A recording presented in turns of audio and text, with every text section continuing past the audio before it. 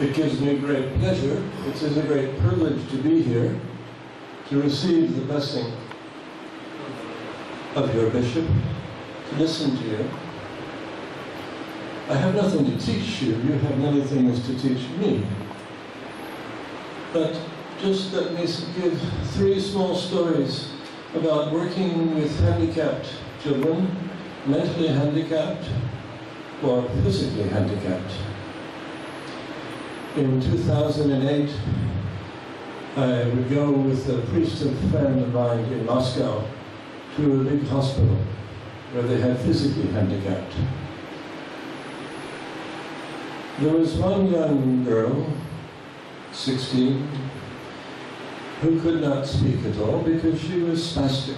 She could not control her body. But she could think, she could feel, and she felt the call of Christ. So she communicated with her mother, who came to visit her often in the hospital, and they both asked to be baptized. And Hittis Mikhail, the priest with whom I was, said, "You must try to learn to say the Our Father prayer. Just a few words. I know it is difficult, but I think you would like to say it." So she prepared, and the day came, and all the nurses came. They said, "What is this?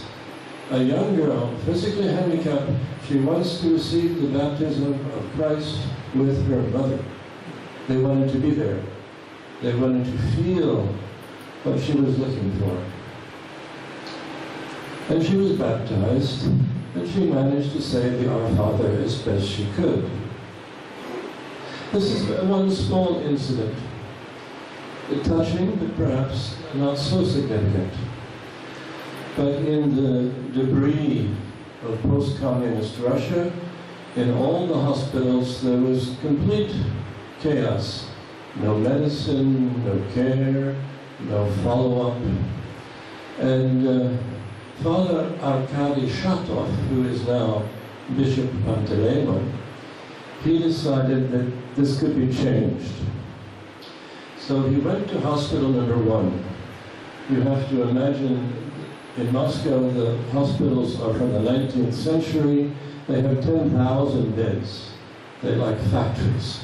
They used to be good hospitals, but at the end of the communist period, they were bad hospitals. And so each hospital had a church inside because it was built in the 19th century. And so Father Arkady said, we begin by cleaning the church and praying. Next, I asked women to come. And over 20 years, he trained hundreds and hundreds and hundreds of women to be nurses. And it was not, but it was like a diaconia for women. They could work all the time in their whole life. They could eventually marry, have children, and work part-time in the hospital. In any event, they were a body of prayer.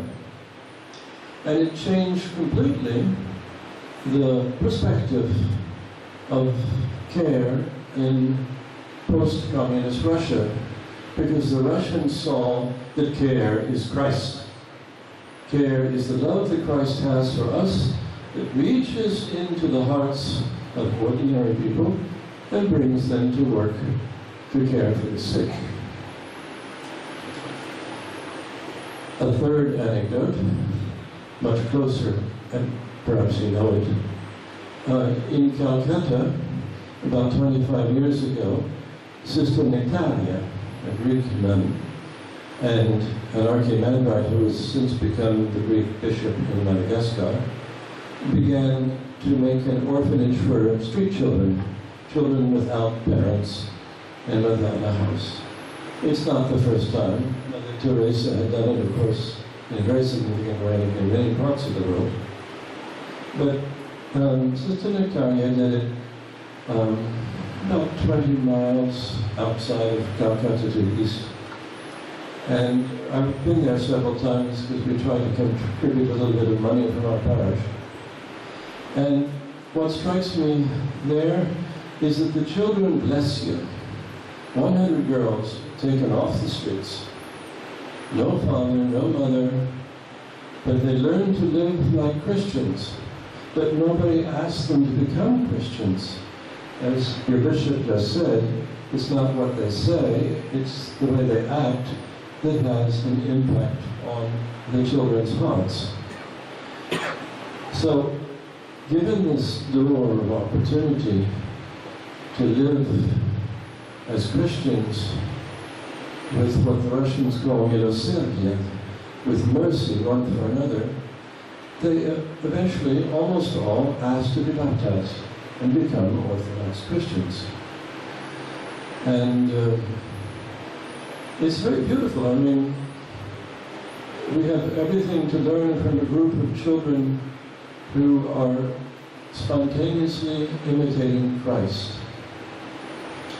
Now, I haven't said anything new. St. Paul said it many years ago in the 4th chapter of his epistle to the Ephesians.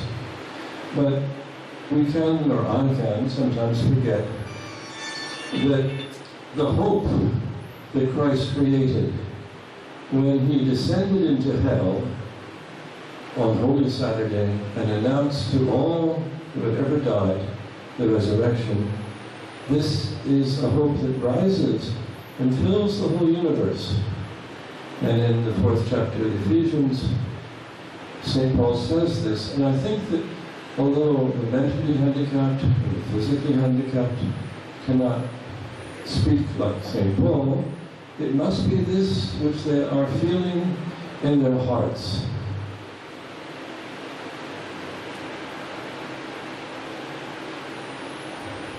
There is only one body. There is only one Spirit. There is only one Lord. There is only one faith. There is only one baptism. One God and Father of us all, who reigns above all things, for all things, and in all things. Amen.